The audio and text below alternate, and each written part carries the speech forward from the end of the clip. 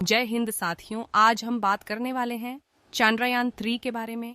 और अगर आप हमारे चैनल पर नए हो तो हमारे चैनल को सब्सक्राइब करें और वीडियो को अंत तक अवश्य देखिए। चलो वीडियो शुरू करते हैं।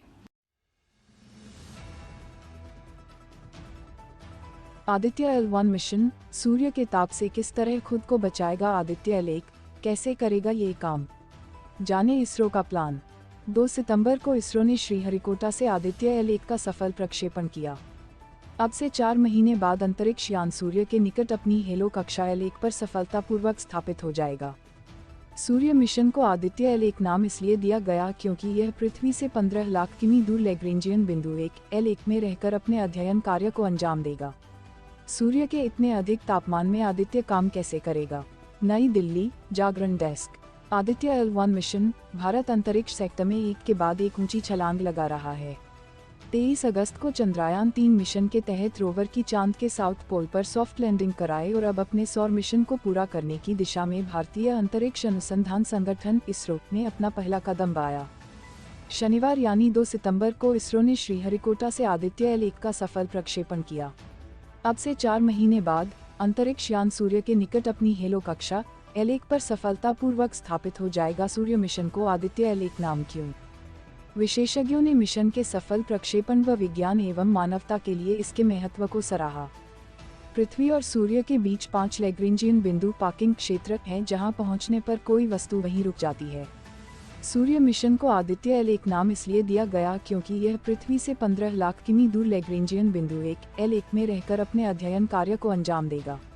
अब सवाल है कि सूर्य के इतने अधिक तापमान में हमारा आदित्य L1 काम कैसे करेगा, कितनी चुनौतियों का सामना करना पड़ेगा और सूर्य के रहस्यों को कितना जान पाएगा आदित्य L1। सूर्य के रहस्यों का पता लगाना कितना मुश्किल।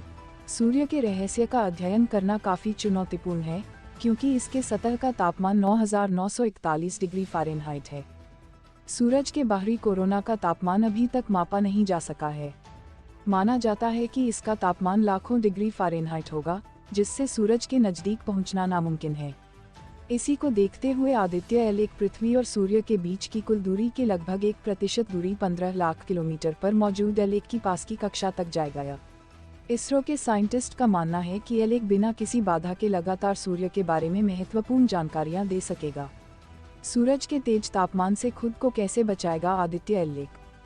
सूर्य के प्रचंड ताप से बचने के लिए आदित्य L1 में अत्याधुनिक ताप प्रतिरोधी तकनीक लगाए गए हैं। इसके बाहरी हिस्से पर स्पेशल कोटिंग की गई है जो सौर ताप से उसे बचाए रखेगा। इसके अलावा L1 में मजबूत हीट शील्ड और अन्य उपकरण भी लगाए गए हैं। सूरज के तेज तापमान से खुद को कैसे बचाएगा आदित्य L1? सूर्य के प्रचंड ताप से बचने के लिए आदित्य L1 में अत्याधुनिक ताप प्रतिरोधी तकनीक लगाए गए हैं। इसके बाहरी हिस्से पर स्पेशल कोटिंग की गई है जो सौर ताप से उसे बचाए रखेगा। इसके अलावा L1 में मजबूत हीट शील्ड और अन्य उपकरण भी लगाए गए हैं। विज्ञानियों ने बताया क्या है मिशन का मुख्य उद्देश्य। अशोक विवि एवं inter university centre for astronomy and astrophysics Pune के पूर्व निदेशक और कुलपति प्रो सोमक रायचौधरी ने इसरो के सौर मिशन की तारीफ की और कहा, आदित्य L1 मिशन मुख्य रूप से वैज्ञानिक लक्ष्य लिए हुए हैं, लेकिन इसका प्रभाव उद्योग और समाज के महत्वपूर्ण पहलुओं तक पड़ेगा। अंतरिक्ष, मौसम, दूरसंचार और नौवहन नेटवर्क, हाई फ्रीक्वेंसी रेडियो संचार, हवाई यातायात, विद्युत ऊर्जा ग्रिड और पृथ्वी के उच्च अक्षांशों पर तेल पाइपलाइनों को प्रभावित करता है। मिशन का उद्देश्य सूर्य के असाधारण कोरोना के रहस्यों को उजागर करना है। कोलकाता स्थित भारतीय अंतरिक्ष भौतिकी केंद्र के निदेशक संदीप चक्रवर्ती ने कहा, आदित्य की परिकल्पना करीब 15 साल पहले की गई थी। शुरू में यह सौर कोरोना के आधार पर प्लाज्मा वेग का अध्ययन करने के लिए था। बाद में यह आदित्य L1 और फिर आदित्य L1 के तौर पर विकसित हुआ। अंततः उपकरणों के साथ इसे आदित्य L1 नाम दिया गया। जहां तक मिशन के उपकरणों और क्षमताओं की बात है तो पेलोड थोड़ा निराशाजनक रहा है और उपग्रह निश्चित रूप से खोज श्रेणी 1 का नहीं है। ऐसा करने वाला तीसरी अंतरिक्ष एजेंसी बन जाएगा इसरो।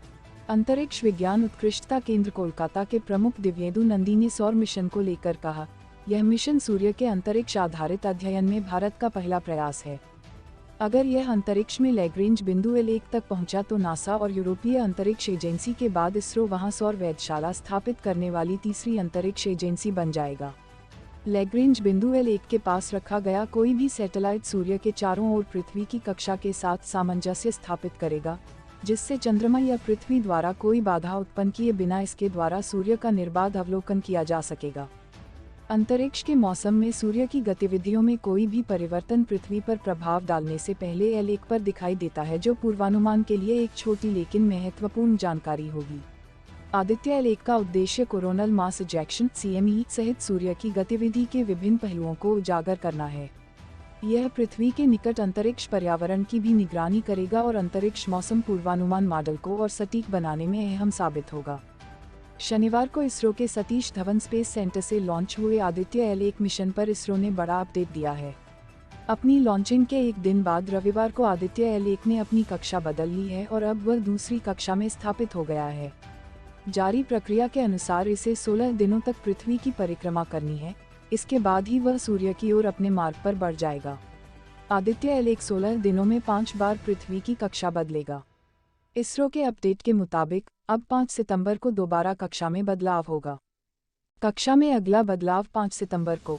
जानकारी के मुताबिक इसरो ने एक्स ट्वीट करके जानकारी दी, आदित्य L1 ठीक से काम कर रहा है और उसने अपनी कक्षा बदल ली है। भारत की ओर से अंतरिक्ष में भेजे गए पहले सूर्य मिशन आदित्य L1 की कक्षा बदलाव की अगली प्रक्रिया 5 सितंबर 2023 को होनी है। इस दौरान भारतीय समयानुसार देर रात लगभग 3 बज रहे होंगे। आदित्य L1 235 x 19,500 किलोमीटर की कक्षा से निकलकर 245 किलोमीटर बाय 22,459 किलोमीटर की कक्षा में पहुंच चुका है। आदित्य L1 की यह पहली बड़ी सफलता है और इसके सूरज की ओर पहला पग बढ़ाना भी कहा जा रहा है।